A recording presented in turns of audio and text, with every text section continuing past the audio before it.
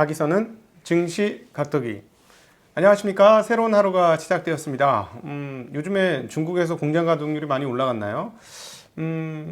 가을에 원래 봄에만 이렇지 않습니까? 황사가 가득한 것 같습니다. 하늘이 뿌옇고 멀리 보이지 않습니다. 여의도 높은 빌딩에서 보면 멀리 북한산이 보였는데요. 전혀 보이지 않고 있는 그런 뿌연 아침입니다. 주식시장의 시계도 이와 비슷하게 조금 부였습니다. 미국 시장의 시계가 더 부해졌는데요. 그럼에도 불구하고 부해졌다라고 해서 어둠컴컴한 터널이라기보다도 눈치 보기가 더 가깝다라고 표현하는 게 미국 시장에 대한 설명으로 맞을 것 같습니다. 왜 더 이렇게 뿌연 안개냐? 미국 시장이 전반적으로 대선에 대한 확신이 좀 달라지고 있다라는 것이죠. 오늘 채권 시장을 통해서 그 부분에 대해서 간단하게 설명을 드리겠습니다. 저의 개인적인 그동안의 채권 시장을 봐하면서 느꼈던 일부 내피셜도 들어가 있습니다. 네, 지금 미국 시장에서 채권 시장의 강세를 보였고요. 그리고 몇 가지 이슈들이 터졌습니다. 그러면서 과연 소위 말하는 블루웨이브, 즉 여기서 블루웨이브는 뭐예요? 민주당이 상원 하원을 다 장악을 하고 바이든도 대통령에 당선되어서 이제 본격적으로 엄청난 양의 그 부양책들이 쏟아질 것이다라는 그런 생각이죠. 부양책들이 쏟아지게 될 경우에는 어떤 예상이 있냐면 지금 미국 시장, 채권 시장에서는 미국 연준이 금리를 올릴 가능성은 우리가 2023년까지 연준이 금리 안 올리겠다는 얘기는 들어왔었는데 2023년 아니고요. 2024년, 2025년까지 금리 쉽게 못 올릴 것이다 라고 시장은 생각을 하고 있어요. 그런데 블루웨이브, 즉 상하원 장악 그리고 바이든이 장악하게 될 경우에는 그 블루웨이브가 아니고 한 2년 정도 금리가 2년 정도 앞당겨져서 올라갈 것이다 라고까지 생각을 하고 있어요. 그러니까 채권 가격이 그동안에 많이 움직였던 거죠. 그러니까 블루웨이브 가능성이 높아지니 채권 금리가 쫙 올라가면서 채권 금리가 올라가면서 채권 가격이 떨어지는 양상들을 그동안에 계속 보여주었다는 것이죠. 그런데 지금 오늘 분위기는 반대 분위기들이 나오고 있습니다. 다른 것들은 오히려 조금 눈치 보기 장세로 들어가서 좀 부차적인 것 같고요. 그 다음에 이제 위안화가 좀 강세였다는 게 특징적입니다. 위안화 강세에 대해서는 경기 조절 요소를 배제했다라고 인민은행이 밝혔어요. 위안화를 결정하는데 경기 조절 요소를 배제한다. 그러니까 얘네들이 이렇게 해석하는 거죠. 좀 정확한 내용이 무엇인지는 제가 조금 더 파악을 해보겠습니다. 채권과 하는 애널리스트와 통화를 한번 해보겠는데 이거예요. 얘네가 뭔가 더 개입하게 하는구나 이렇게 시장을 인식한 거죠. 더 개입을 한다라는 건 여기서 개입은 뭐예요? 개입을 하지 않았으면 어떻게 됐을까요? 위안화가 강세로 쭉쭉쭉쭉 환율이 내려왔던 것이죠. 근데 개입을 하겠다는 건 쭉쭉쭉 내려오는 환율을 그냥 그대로 두고만 보고 있지 않을 것이다 라는 것으로 해석을 했다는 것이죠. 그렇기 때문에 다시 한번 위안화가 6.7대를 회복했습니다. 역시나 6.7이 맥점이에요. 되게 중요한 자리였다는 것 다시 한번 확인해 볼 수 있고 6.71까지 올랐습니다. 덕분에 한국 원화는 1126원까지 어제 오후장에서 떨어졌다가 1129원으로 다시 올라서 마무리되는 양상을 오늘 역외 시장에서 보여주었습니다. 이런 정도로 환율 정리할 수 있겠고 중요한 포인트 중에 하나는 오늘은 미국 국채예요. 미국 10년물은 약 한 3.2bp가 금리가 빠지면서 0.771%를 기록했고 30년물은 4.0bp가 빠지면서 1.554%를 기록을 했어요. 그러니까 0.9%를 향해 가던 미국의 10년 금리 그리고 1.7을 향해 가던 미국 30년 금리가 쭉쭉 내려오고 있다라는 것이죠. 그래서 채권 시장만 봐서의 딱 떠오르는 내피셜은 이거예요.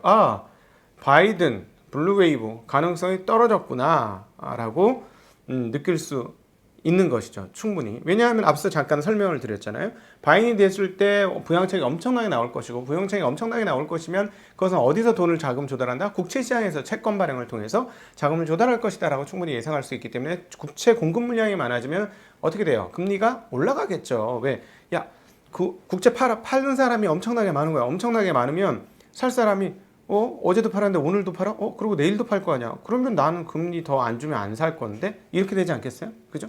금리 더 안 주면 안 사. 이렇게 흔해 빠진 거를 내가, 이자라도 많이 받아야 사주지. 이자도 없이 흔해 빠진 걸 왜 사? 위기 상황도 아닌데.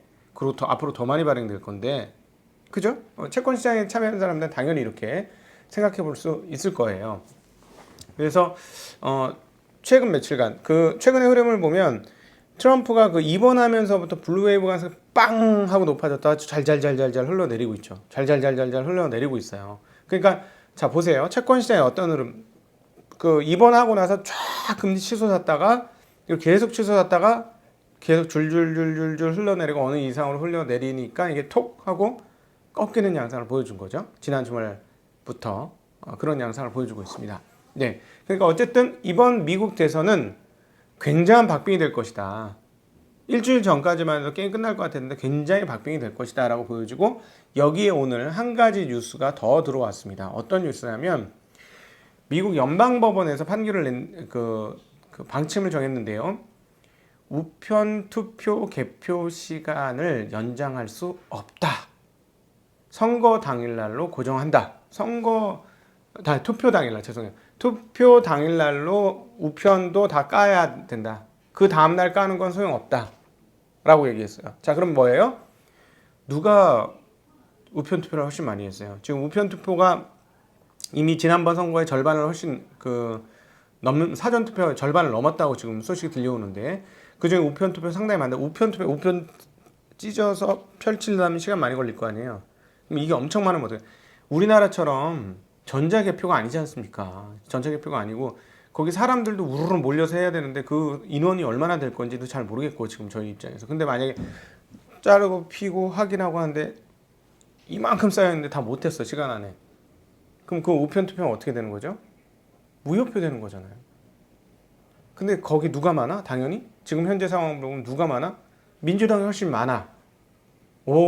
판세가 연방법원의 판세 결정이 이렇게 되는 거구나. 물론 뭐 당연히 그렇겠죠. 투표 당일날까지 까야지. 문제는 걔네 시스템이 어떻게 되느냐가 문제인 거예요. 미국 시스템이. 뭐 한국 같으면 아무 문제 없어. 한국은 뭐 투표 당일로 결과가 나오니까 워낙 너무 빨라갖고 이런 걸 보면 한국이 이제 최고 선진국 같아요. 최근에 이제 한국을 보면 외국에 한번 갔다 올 때마다 요즘 느끼는 건데, 물론 외국 못 간 지 오래됐습니다만 한국이 참 선진국이구나. 한국이 선진국인 걸 우리 한국 사람들만 진짜 잘 모르는구나. 이런 걸 많이 느낍니다. 안 그런가요? 저는 뭐 특별히 전철 타보면 우리나라는 수천억 자산가가 전철 타고 다니잖아요. 미국 같은 데도 수천억 자산가가 전철 타고 다니겠어요? 그게 말이 됩니까? 우리나라는 그렇게 말이 되잖아요. 이게 선진국이지. 자기의 신변의 안전에 대해서 전혀 걱정 안 하고 자유롭게 돌아다닐 수 있고 의사표현을 할 수 있고, 뭐 이건 선진국 아닌가요? 네. 그리고 병원도 마음대로 갈 수 있고, 선진국인 것 같아. 잘했어. 다들 박수. 한국 사람이 대단한 것 같아요. 다이나믹 코리아. 이거는 누구 정치권이 잘해서 그런 게 아니고 한국 사람들이 정말 대단한 것 같습니다. 네. 죄송해요. 잠 쫄아졌는데 하도 미국이 답답해서 그래요. 미국 정말 세계 최강국이라고 하는데 시스템이 정말 후져. 네, 그렇습니다. 어쨌든 뭐 그런 상황이고요. 그런데 저는 그러면 이번 선거를 어떻게 생각하느냐? 이번 선거가 이제 박빙으로 점차 접어드는데요. 시간 없으니까 빨리 할게요. 박빙으로 접어드는데 현재 상황들은 어떤 박빙이냐? 미래 노후를 지켜준 트럼프와 현재 코로나 대응을 실패한 트럼프와의 대결이다 라고 생각합니다. 정말 죄송하게도 바이든은 별로 존재감이 없는 것 같아. 옆에서 보기에. 이거 뭐냐면 지금 사실은 그런 기대감도 있죠. 블루웨이브 나면서 했던 게 민주당이 집권할 때 주식시장이 훨씬 많이 올랐어요. 최근에 보면 민주당이 집권했을 때 미국 주식시장 상승폭이 연평균 12%. 근데 공화당이 당선되면 3, 4%이 정도밖에 안 된다는 거예요. 이거 김일구 상무님이 최근에 발간한 보고서에도 얘기를 했던 건데요. 근데 트럼프 때는 어땠어요? 트럼프 때 12%인가 13% 올랐어요. 많이 올랐어요. 네. 그런데 계속 말씀드리지만 미국의 주식시장은 뭐예요? 미국인들의 미래입니다. 거기에 401k라든가 퇴직연금 같은 등등등등 모든 연금들이 다 들어와 있기 때문에 주식시장이 올라야 미래가 안정적이 되는 거죠. 미래의 부가 늘어나는 것이죠. 근데 트럼프 집권 4년 동안 매년 어떻게 됐어요? 10몇 %씩 어마무시하게 오른 거예요. 그러면 웬만해서는 뭐 연금 같은 건 뻔한 주식들을 할 테니 안 올랐겠습니까? 올랐죠. 그럼 트럼프한테 불만이 있겠어요, 없겠어요? 내 미래를 해줬는데. 그리고 게다가 소위 말하는 경합 주식주들에서 퇴직연금을 보면 일반 노동자들 입장에서는 너무 고맙죠. 그럼 그분들은 당연히 전 트럼프 찍을 거라고 봐요.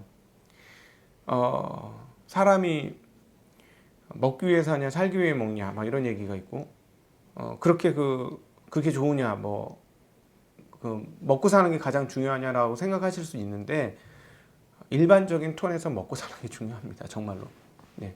저는 사실 형이상학 공부를 많이 했기 때문에 그게 뭐가 중요해라고 어렸을 땐 그렇게 생각했는데 살면 살수록 먹고 사는 게 중요합니다. 미국 사람들 입장에서 더 그런 것 같아요. 그렇기 때문에 이 먹고 사는 문제를 해결해준 트럼프에다 찍을 가능성이 상당히 높다. 이게 한 건 있고요. 반대로 최근에 이 코로나 대응을 제대로 못했죠. 근데 우리나라만큼 민감하지. 우리나라에서 이 정도면은 그냥 하야해야 돼. 선거까지 갈 필요 없어. 그냥 하야해야 돼. 제가 보기에는 한국 사람들은 못 견뎌. 이렇게 제대로 못하는 거. 근데 미국 사람들이나 유럽 사람들은 여기에 대해서 그런 인식이 아니죠. 그야말로 제가 가끔씩 얘기했던 그야말로 강한 독감 정도 생각을 하고 있죠. 한국 사람처럼 민감하지 않은 것 같습니다. 한국 사람처럼 민감해서 이런 일이 벌어질 수가 없죠. 지금 하루에 확진자가 얼만데요. 지금 난리가 났는데 유럽은 또 난리가 진짜로 예상했던 겨울이 오면 또다시 재확산되는 진짜 재확산되고 있는 거잖아요. 네. 어쨌든 그러니까 그거 대응을 못한 것에 대한 실망은 분명히 있겠죠. 네. 그래서 이게 없었으면 아마 트럼프가 그냥 무난하게 됐었을 것 같아요. 근데 이게 뜨는 바람에 이 두 개가 대결하고 있는 그런 양상인 것 같다라고 보여지고 오늘 채권 시장은 벌어졌던 바이든 쪽으로 기울었던 시장이 좁혀들었다라는 것을 보여주는 시장이다라고 정리해 볼 수 있을 것 같습니다. 네. 이제 부양책 얘기는 거의 이제 나오지 않고 있고요. 그 다음에 지표들을 말씀드리면 미 상무부 9월 내구재 수주 실적이 전월 대비 1.9% 증가했다고 발표했습니다. 예상인 0.4%, 8월의 0.4% 증가보다도 모두 높은 양상을 보여주었고요. 코어로즈 케이서 실러 미국 전미 주택지수 8월 지수가 나왔는데요. 전월 대비 1.1% 상승했고 전년 대비로는 5.7% 부동산 시장 정말 좋아요 지금. 전월 대비 1.1%면 정말 많이 오른 거죠. 그 다음에 비국방 자본재 수준은 9월 대비 1.0% 증가했습니다. 리치먼드 연방준비은행의 10월 제조업 지수가 전월 21에서 29로 올랐다고 발표했고요. 컨퍼런스 보드의 10월 소비자 신뢰 지수는 101.3이었는데 100.9로 내렸습니다. 네, 아무래도 부양책이 없는 상황이기 때문에 미래에 대한 전망들은 소비자의 그 전망들은 떨어질 수가 있겠죠.